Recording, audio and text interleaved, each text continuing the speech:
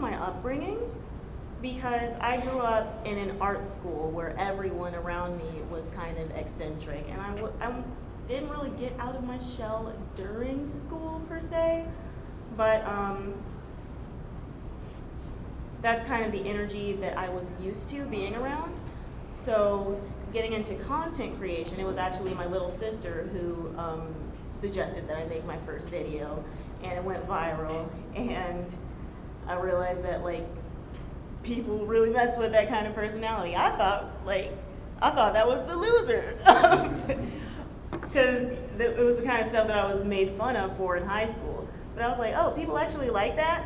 I could have just been this the whole time and it would have been accepted. So yeah, I hope that answers your question.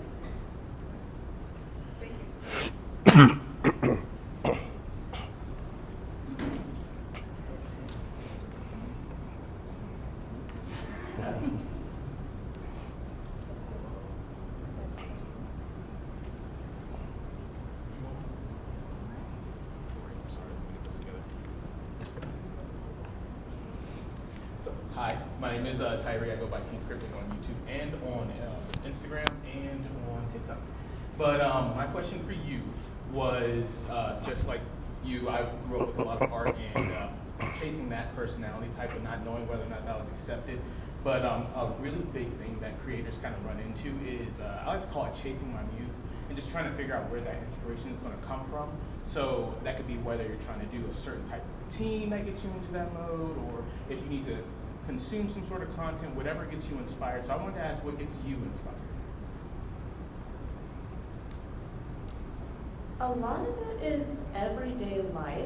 Mm-hmm. Well, when it comes to like my cartoon recreation content, I get a lot of requests like, oh, I really love this dance, could you do this one? Or I'll just randomly remember some cartoon intro from some obscure show that I watched 20 years ago. Right. But as for like skits, just stuff that happens in everyday life that I know a lot of people can relate to. Yeah, absolutely. Thank you. Hi, my name is Idealisticon. I'm from the Vendor Branch podcast. So my question for you is, so when it comes to like more so like the dancing skits and everything like that, like how much like work do you actually put into them? Because I know some of them dances can't be easy to just jump into. So like, especially like I've been to a creative performing arts school before, and I know how much work it takes into doing like dancing and other projects and acting and all that. So like, how much work do you put in before, or like how much time do you take to rehearse before you actually like start filming? It honestly depends on the routine. If it's something like, for example, the clip where it's like Marge Simpson crumping, where it's all in one take, then I'll like learn the routine for an hour before I film it. But if it's something where there are a bunch of cuts with different angles, then I'll just learn the 2 seconds that I need for that cut right before I film it, and then move on to the next cut or what have you. But I mean, shoot, a 30-second dance can take like 4 hours to film. It really depends on how many angles I need to do, and if I need to figure out what way can I make this impossible move, like translate it to something that works with gravity, you know?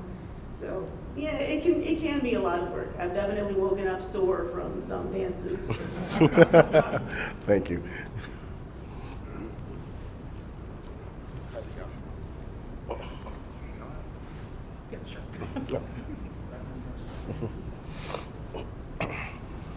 Hi, I'm Christy with Impact Magazine.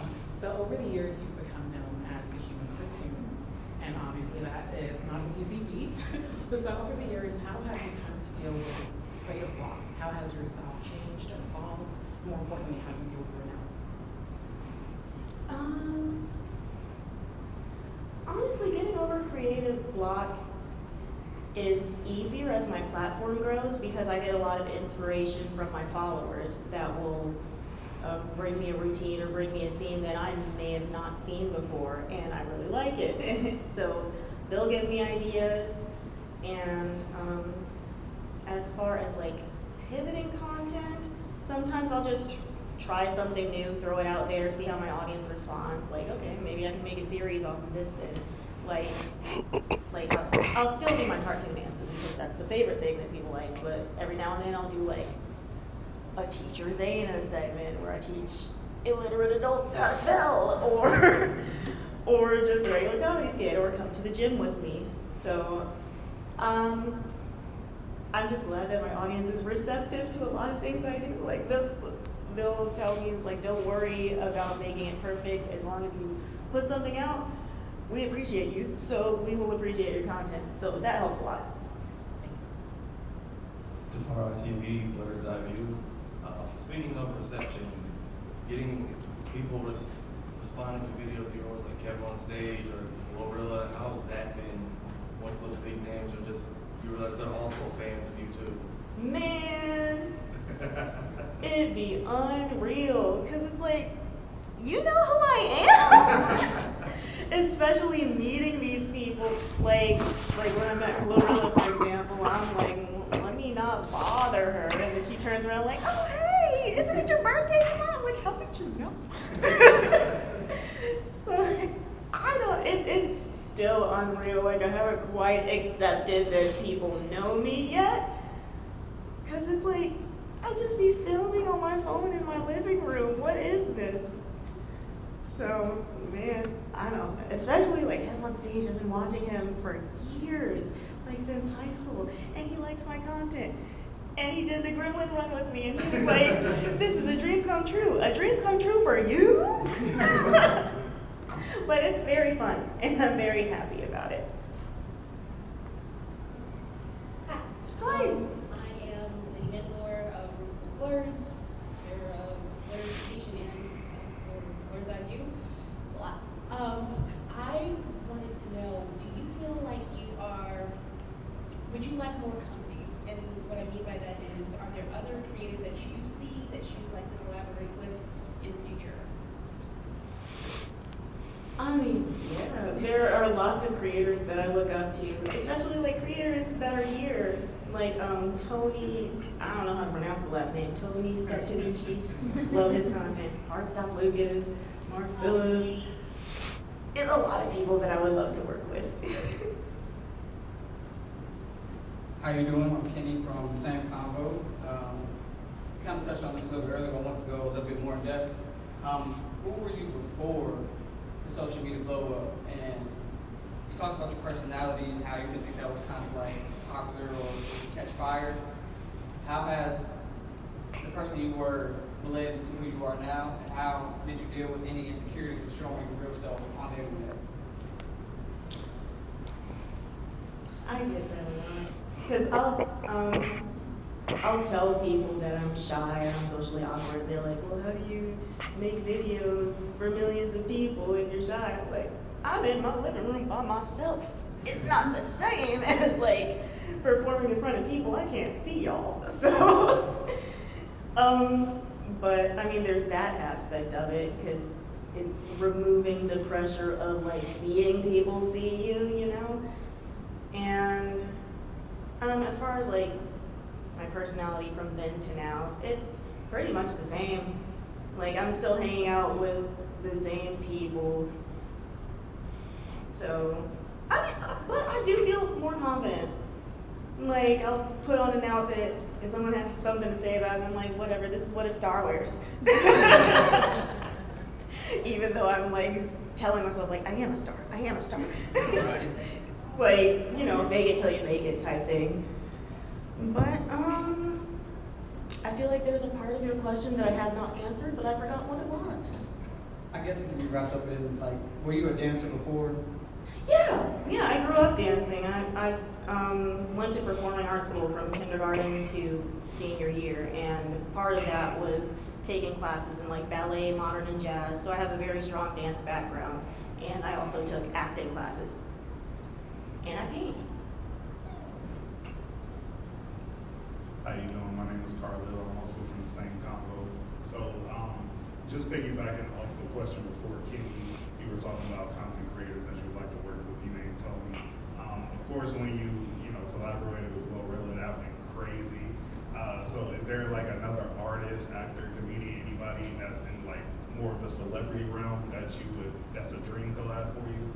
Cardi B, Megan Thee Stallion. They seem like such fun and genuine people. I guarantee I would have a good time collaborating with them. Who else can I think of?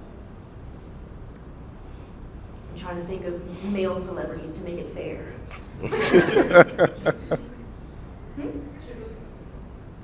Ooh, I love Shabuzi's music. Yes, Shabuzi would be a good one.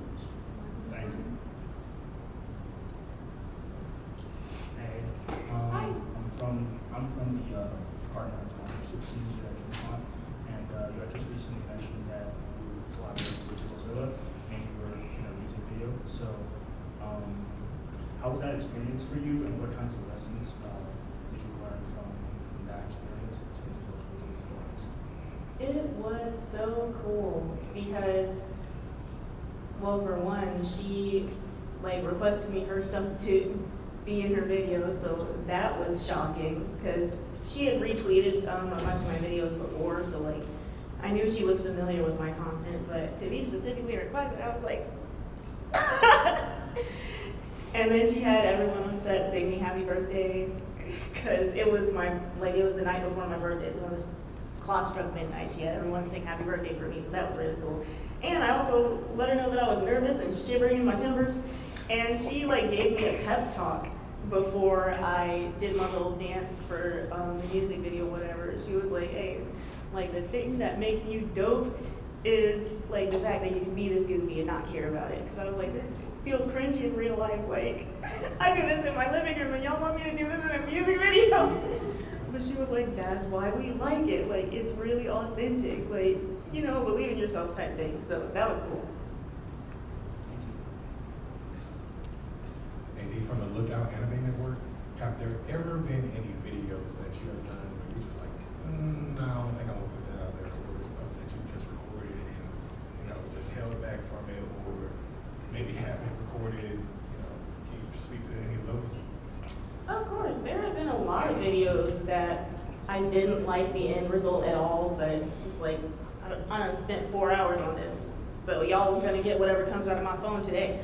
But, some of the videos that I kind of despised are the ones that my audience liked the most. So I kind of, I realized that my lens is different from the lens of my supporters. So I have to keep that in mind. Like maybe I might not be in love with this video, but my audience will find something in it that speaks to them. So I try not to be so hard on myself.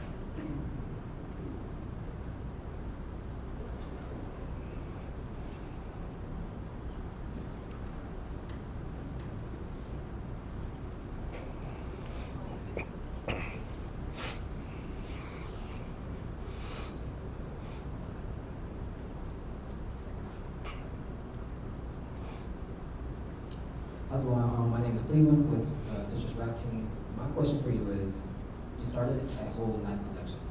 What is your fascination with knives and how did that start? Well, my mom is trained, so so I grew up with a cutlass in the house, a machete, and I I guess inherited it when she moved to Nigeria. So, but then my little sister wanted it for protection, so I'm like, well, I gotta buy some new knives now.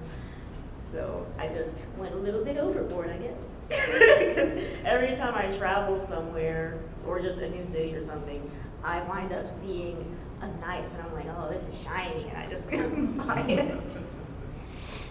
My second question is, what video is that you're most proud of? Give me a second. Let me see.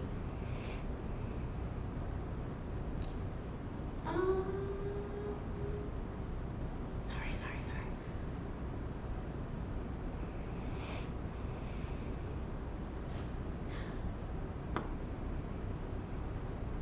I really like my Aqua Teen Hunger Force video.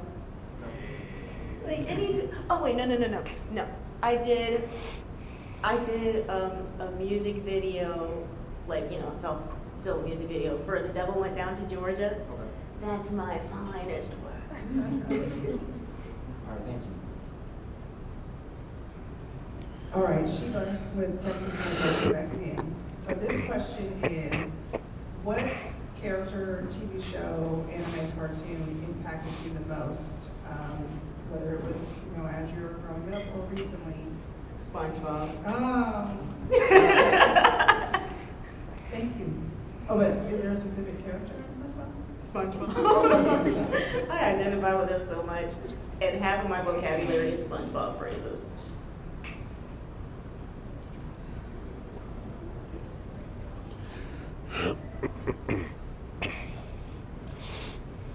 Hello again.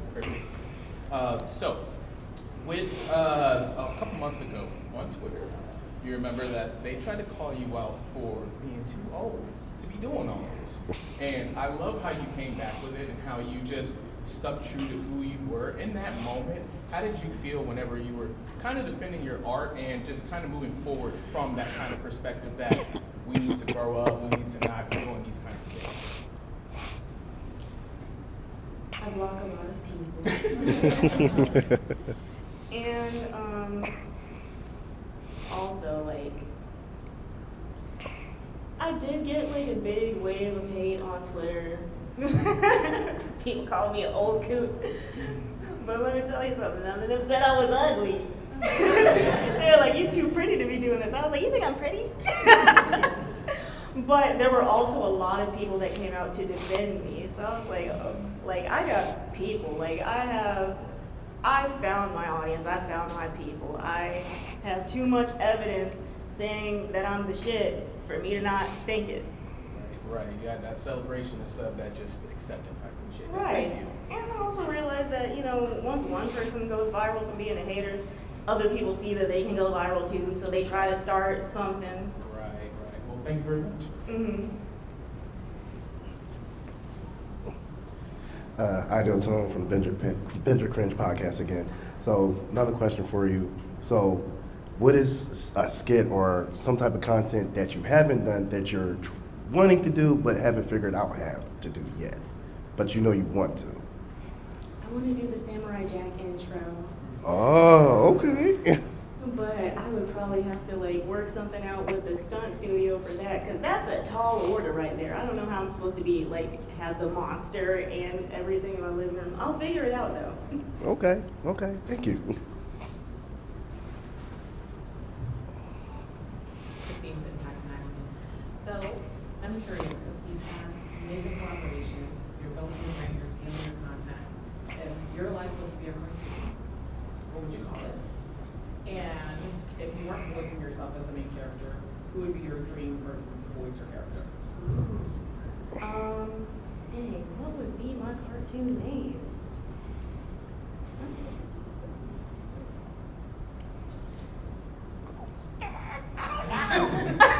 It's a hard one.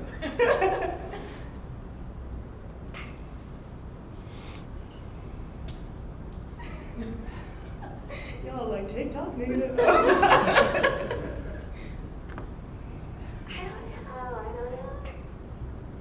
I can't think of a name right now, but I would love Issa Rae to voice me.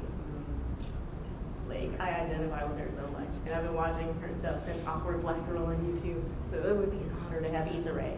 Yeah, I agree. That's a good casting. All right, talking a lot about collaboration, a lot of the names you pick are here in the building. I promise, all you gotta do is ask. They'll probably say yes. I'm shy. A lot of us were on our first time, but how are you enjoying this black space, your first DreamCon? Well, I haven't been here for long yet, so I'd like to explore around more, but just being in the same room as people that I've admired for years is so cool. Shoot every shot while you're here. I promise you'll get something. I know, I just gotta get over that imposter syndrome and be prepared for them to say no. I don't have a question, but I'm just gonna try to motivate you. Everybody in here has had to shoot their shot to get in today. So So please go do that so we can be entertained further by that.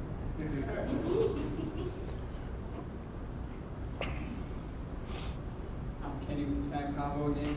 My question is pretty quick. If you weren't making content, if you could do anything, what would you want to do? I would be acting, and I would want the same kinds of roles as like the kinds of roles that Angelina Jolie plays, like real action. But I would be wanting to play like Deadpool-like characters, like action with comedy, you know? That would be my dream career, an action actress. Carla with the same combo. As a creator that's also a Black woman, how do you feel the digital space is evolving in terms of representation and opportunity?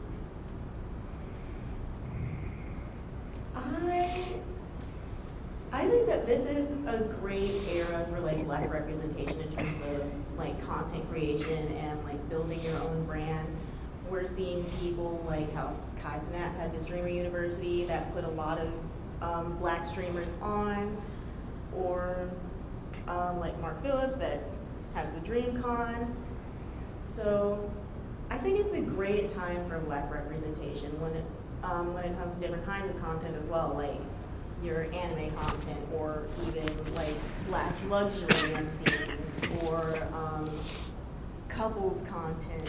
I feel like before it was harder to find specific types of content from Black creators, but now I think you can find anything and have a Black creator to look up to.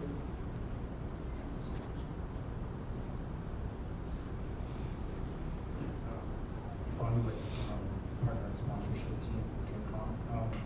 When did you first realize that being a content creator could be a full-time career path for you? Honestly, I was kind of thrust into it because the last job that I worked, I got laid off. And I had already started making money from my content then. So I was like, well, I'm just gonna try not getting another job and see how that goes. And I haven't had to get another job, so that's dope. Hi, I'm Miss Duchess Games. I have a question for you about your baby career yourself. You go all the way back to when you first started, when you had your first idea, first turned on the camera. What would you tell that past self?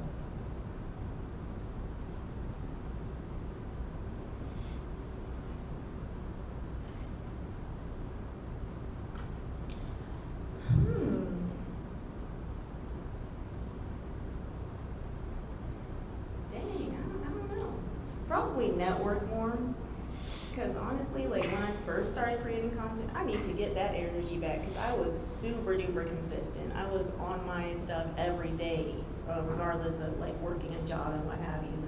So the only thing that I would change was networking and finding more opportunities instead of relying on getting paid just through the platform. Absolutely. What would you tell yourself now?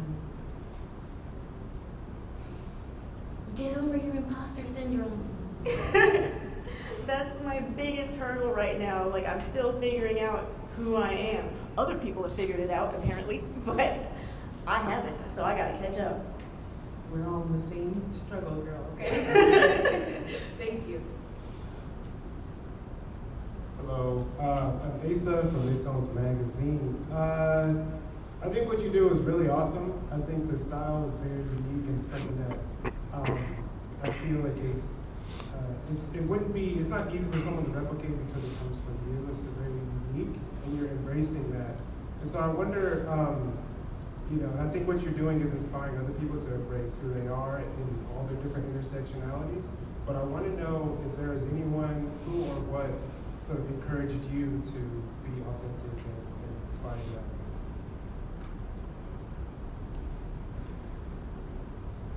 I'd say a lot of it comes from my friends and family because they grew up with the same me that I'm like putting out in the world, and they'll come in with their suggestions or what have you because they know what I'm capable of, they know my personality, and they're like, why don't you just do this? You know everybody will love it. So my friends and family definitely have encouraged my creative process a lot, or inspired my creative process. Thank you.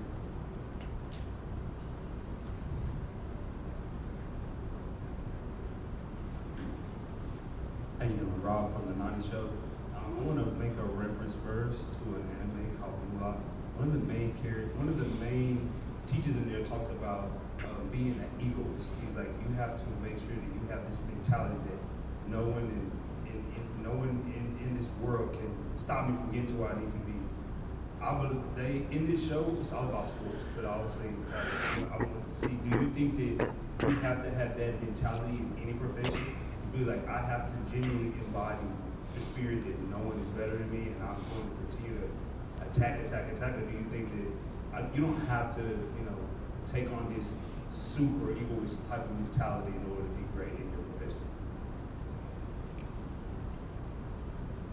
I honestly think that being as arrogant as you possibly can, at least in your head, not outwardly, like don't be an asshole to people, but in your head, you gotta hype yourself up as much as you can to the point where it may seem arrogant to you, but that's how you maintain your confidence, especially if you're creating on the internet, because people are mean. So it's easy to let little things get to you if you haven't built that foundation of I'm that girl or I'm that person. Yeah. Thank you. Okay, I have to ask, based on a video you did recently, are you a Florida girl? Atlanta. How did you find the Wu-Tang by DJ Chipman for one of the videos you did? Because that is a very niche group in the streets of Orlando that song. How do you find Is it? I thought it was a very popular song. You don't really, if you play outside the state, people don't know, they look at you crazy, but you go home and everybody's just like, how do you find some of the songs that you end up picking for the videos that you do?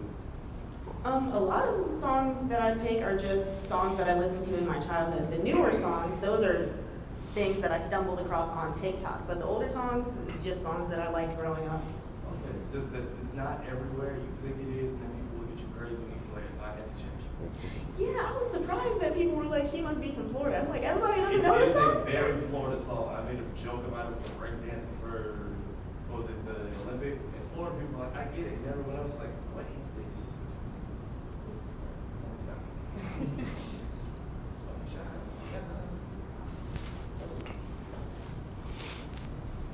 Hi, Miss Duchess Games again.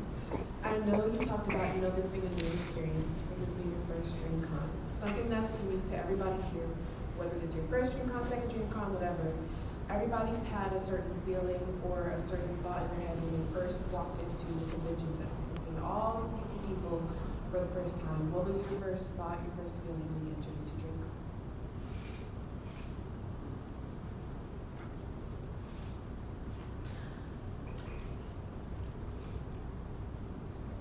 Well, I was mostly worried about finding where I was supposed to be, but it was also less overwhelming than I expected, which was really good. I thought it was going to be this huge, thick crowd, but there was walking space, which I appreciated. And I'll ask another question as well.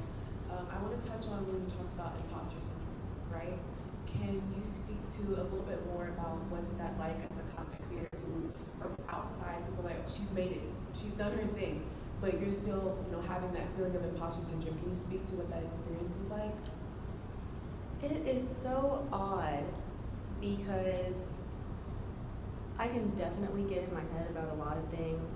I haven't earned the right to approach certain content creators or just I posted about how I was surprised that my meet and greet filled up so fast. And then there were a bunch of people in the comments what are you surprised for? You are Zaynah. I'm yeah, but what does that mean? Apparently it means something, but I don't know. It's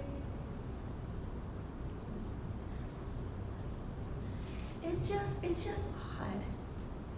It's just an odd feeling. And I don't know what the reaction will be if I start to act like a celebrity. Can I even call myself that? It's confusing. It's just a confusing existence. Absolutely. Thank you for opening up with that. I don't want to leave you hanging on that. You have nothing to be afraid of. You're here for a reason. We asked every single one of us, just about all of us, asked you a question, not because you know about them. Okay? You're not sitting there because you know about them. So don't forget that, especially when you approach somebody who you would have never thought to approach before. Trying to keep that in mind. I am brave. I am grown. You is smart.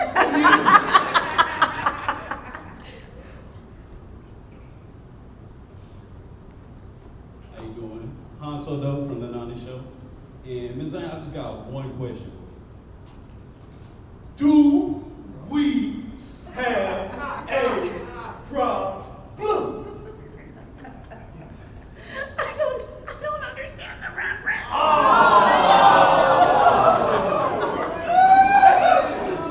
Lord Jesus, help us!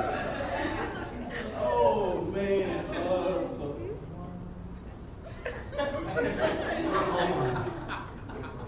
still a huge fan. Still a huge fan. You're like, do we have a problem? I'm like, no, I don't know. It's cosplay related. I'm sorry. It's an old way. Old 90s. Oh, you showing your age? Okay, I'm back. Sheila with Texas Kazoku again.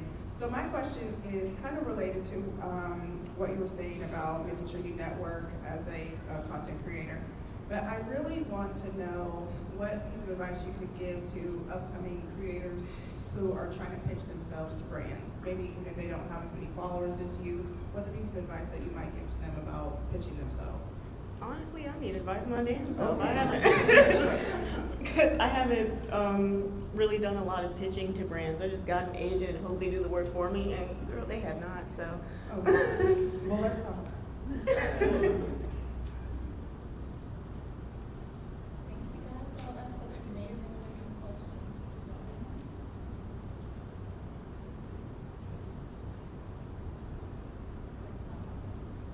Thank y'all. Y'all asked such amazing questions. I appreciate you coming. Thank you, Zaynah, for answering all of them. You were also amazing. Thank you for having me.